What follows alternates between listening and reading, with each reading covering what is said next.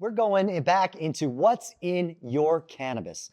Right, so we're looking at that alphabet soup that's on your label. We're trying to pull it apart so you can figure out what it is you're actually consuming and what it's doing in your body. Well, today we are looking at myrcene. It's one of the most abundant terpenes that is in cannabis at all. And it's so abundant, so important, they call it the mother of all terpenes. So myrcene, what is it? It's this really simple, tiny little molecule that they call a monoterpene. But like I said, it is the most abundant terpene that is available in cannabis. So cannabis can have over 200 different kinds of terpenes available at any one time, right? But myrcene is so abundant that up to 50% of the terpene content of any one strain can consist of myrcene, again, depending on the strain. And this is a good time to remember that terpenes are not cannabinoid, guys. They're two different molecules completely. So terpenes are responsible for the flavor and aroma of all things found in nature.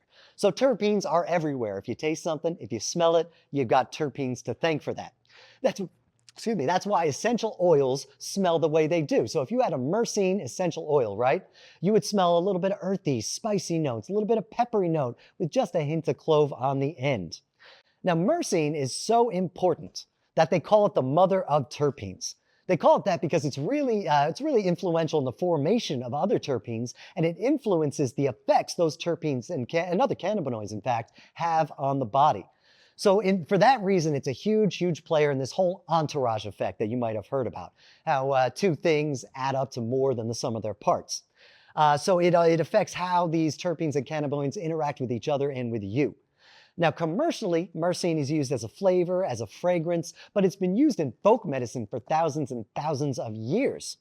Now, the plant Myrcea, myrcene's namesake, is found in Brazil, and they've traditionally used it to treat things like diabetes and diarrhea, all the way up to hypertension. Now, lemongrass tea, which is also heavy in myrcene, has traditionally been used to reduce pain and promote sleep.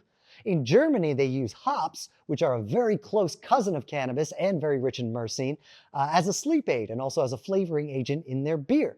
China has always used myrcene-heavy cardamom as a digestive aid. So it's been out there for a very long time. But what can myrcene do for you? Now, myrcene, if you find it, it's generally responsible for the sedative qualities that we're familiar with indica strains. But you can also find it in sativa strains as well, just not in the same quantities. It relaxes the muscles, it's going to calm the mind, and paired with anti-inflammatory and antibacterial qualities, and also its use in pain management, heavy myrcene strains are going to be really strong medicinal strains that are going to lead to that couch lock that cannabis users, I'm sure, are familiar with. So when you think of myrcene, think of that couch lock, man. It's going to take you down. It helps with sleep. It's an antioxidant, which means it prevents oxidation of cells, help prevent signs of aging, and it also has a host of anti-cancer properties as well. Man, myrcene does it all, doesn't it? Now, one important effect that is definitely worth note is myrcene's ability to increase the permeability of the blood-brain barrier, right? So it helps the brain absorb other cannabinoids and terpenes in your marijuana. And it also enhances the effects of things like THC and helps it hit stronger and faster.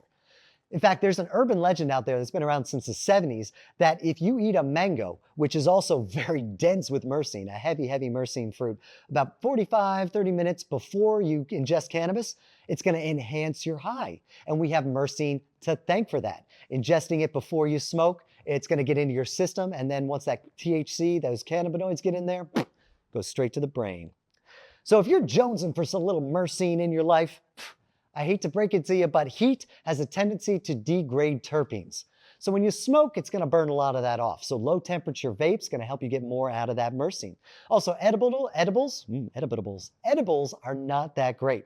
So all that cooking, the digesting, that whole heat process, it's not going to leave much, it's not going to really be bioavailable or leave much to go to the brain. So you're not going to have access to it. So in that sense, you're going to want a tincture that you can put under the tongue and absorb directly into the bloodstream. That's going to help you get a handle on your myrcene.